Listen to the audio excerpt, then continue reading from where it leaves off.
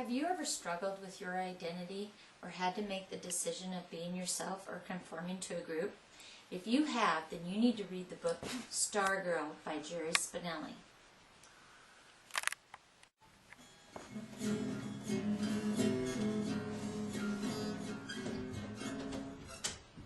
Oh, hi, Miss Kirkman.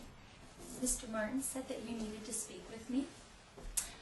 I'm not really sure why he's sending me to the school counselor, but I'd be happy to visit with you. Oh, tell you my story? Why, absolutely. I had been homeschooled for many years, and finally my parents let me come to Mika High School. I was so excited. I brought my ukulele to school and I serenaded the kids. Of course, all the kids looked at me a little bit strange because I loved bringing my pet rat to school. I serenaded all the kids during lunch. I sang happy birthday to them and I danced around the lunchroom. Everybody looked at me a little different. I think it might have been the way that I dressed. I didn't have any makeup. That's what they said anyway. They said that I looked strange. I don't wear makeup. I leave my hair real plain. I dress like this. And I guess they're not used to people having pet rats. Sure, I attend funerals of other people that I don't know, and I give gifts to total strangers. They thought it was really odd that there was a boy that had a bicycle accident, and I bought him a new bike, and I went to his welcome home party. They all thought that that was odd. Things were going along pretty good until Hillary, one day at lunch, told me that I better not sing happy birthday to her on her birthday. Well, I didn't sing happy birthday to her on her birthday. I just sang happy birthday, but not to her. Ooh, that made Hillary furious. Well, it wasn't long, and Kevin and his friend Leo asked me to be in the hot seat. The hot seat is where a panel of students ask you a bunch of questions. Well, I didn't really seem to have a problem with that. They asked me how I got my name, Stargirl. They thought that was a very strange name. Little did they know that I have a lot of names. I call myself Mud Pie. I call myself Holy Goalie, Pocket Mouse, or anything that I feel like. That day in particular, I named myself Stargirl. Who has to go by a regular name? They thought that was a little odd.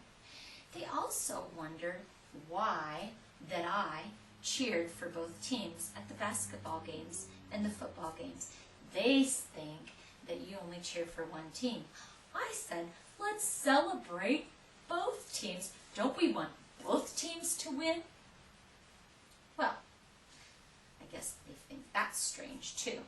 They also felt that it was a little bit strange that I make my desk into a picnic area every day, because life is just a picnic.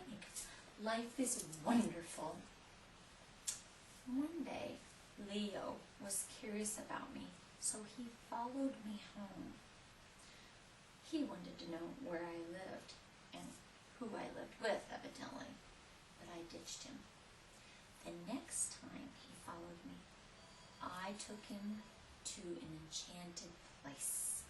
An enchanted place where I go and let my mind just wander. That was the night that Leo kissed me. He started to fall in love with me. We did everything together. We had the best time. Leo and I were spending all of our time together.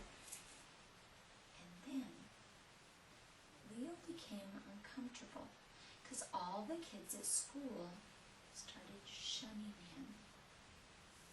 I didn't notice, but Leo seemed to. This is what he told me.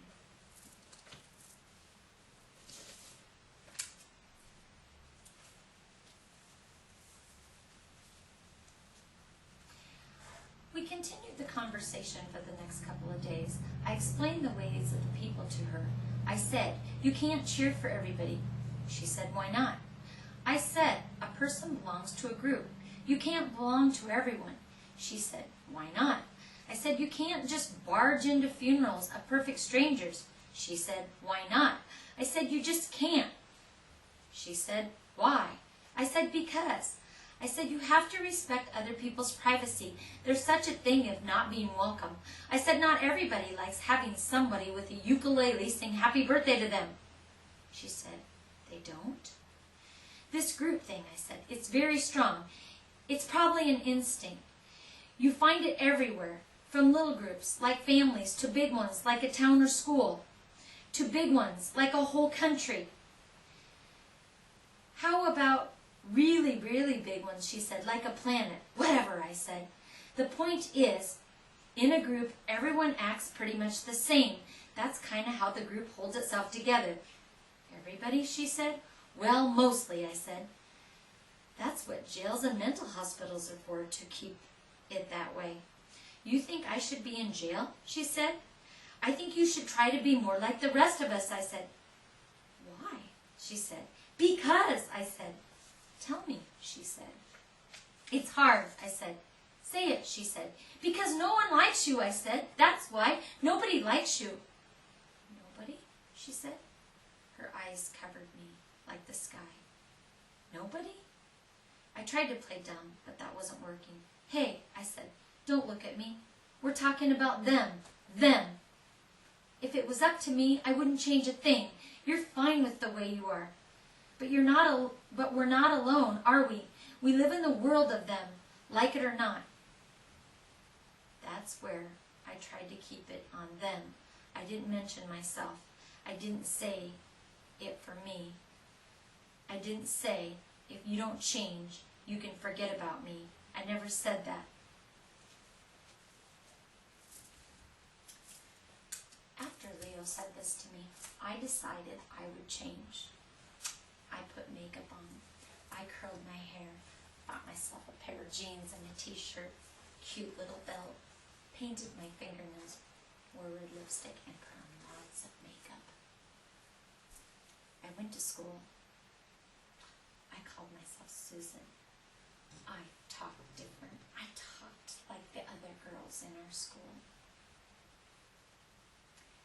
Then I started playing my ukulele, singing to people at lunch, still cheered for both the teams, danced in the rain,